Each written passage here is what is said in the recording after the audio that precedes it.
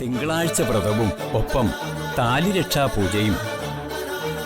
ഇതെല്ലാം മാസത്തിലെ ആദ്യത്തെ തിങ്കളാഴ്ചയാണ് ഈ വ്രതവും പൂജയും എടുക്കാനുള്ളത്. വ്രതമെടുത്ത ശേഷം വേണം നിവേദ്യ ചോറുണ്ണാൻ. അന്നേ ദിവസം വേറെ ഭക്ഷണം പാടില്ല. ഭർത്താവിനെ കാണാതാകുകയോ പിണങ്ങി നിൽക്കുകയോ ചെയ്യുന്ന സ്ത്രീകളാണ് ഈ വ്രതം സാധാരണ എടുക്കാറുള്ളത്. ഫലം നിശ്ചയമായും കണ്ടിരിക്കും.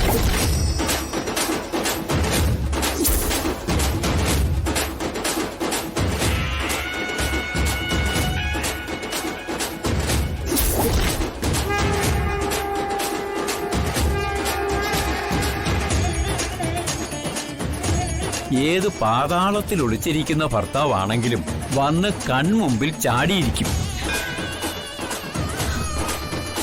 തിരുമേനി, എന്നാ ഞങ്ങളും വ്രതം നോക്കുന്നു. താലികെട്ട് കഴിഞ്ഞ ചന്ദ്രികാമ്മയ്ക്ക് വ്രതം നോക്കാം. പക്ഷെ വന്ദന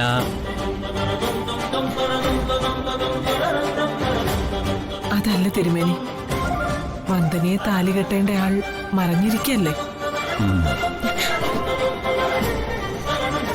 വന്ദനയെ കെട്ടാൻ എല്ലാ യോഗ്യതയുമുള്ള അയാളെ എത്രയും വേഗം മുന്നിൽ കൊണ്ടുവരണേ എന്നുള്ള പ്രാർത്ഥനയോടെ വ്രതം നോറ്റൂടെ? അങ്ങനെയാണെങ്കിൽ വിരോധമില്ല. നിങ്ങൾ രണ്ടുപേരും വല്ലതും കഴിച്ചതാണോ? ഇല്ല. ആ, അത് നന്നായി.